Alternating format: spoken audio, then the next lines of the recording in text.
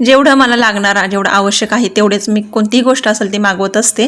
तर काय आहे ते व्हिडिओमध्ये तुम्ही पुढे बघाच. तर इथं सकाळी ना वांग्याचं भरीत केलं होतं आणि असं भरलेलं वांग मला तर खूप आवडतं. आणि माझी फ्रेंड आहे एक, तर तिच्याकडून मी एक मंगळसूत्र मागवलं होतं. तर आता सोनं घ्यायचं काही शक्य नाही बरं का, तर सोनं 180 पर्यंत जाऊन मागार 160चा आता रेट चाललाय त्याचा. तर इथं मी मंगळसूत्र मागवलं होतं फक्त 650-700च्या दरम्यान होतं हे मंगळसूत्र. त्याच्यासोबत आहे ना कानातलं सुद्धा आलं होतं आणि खूप छान होतं. आणि मी संक्रांतीच्या दरम्यान मागवलं पण ते काय आलंच नाही तेव्हा. त्याच्यानंतर इथं हे दिव्यांचं आणि दिव्यांश चाललं होतं खेळायचं.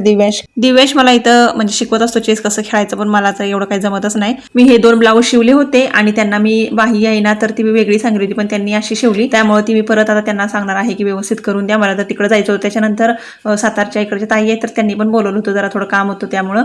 तर तिकडे सुद्धा जाऊन आले आणि त्याच्यानंतर कपडे वगैरे सुकली होती माघार येईपर्यंत. आता जरा कडक ऊन चालू झालं आणि लगेच कपडे सुकून जातात. 2 तासामध्येच सुकून गेले कपडे. तर कपडे वगैरे सगळी घरामध्ये घेतली. आणि हे बघा पार्सल. तर हे पार्सलमध्ये मी मागवलं होतं काय, तर ते ना बांगड्यांचं स्टँड होतं. बांगड्यांचं स्टँड म्हणजे की 4 ब्लॉक होते त्याला आणि ते माझ्याकडून एक तर तुटलंच, तर पण रिटर्न नाही करू शकत कारण माझ्याकडून तुटलं आहे. जर आधी जसं खराब असतं तर मी रिटर्न केलं असतं.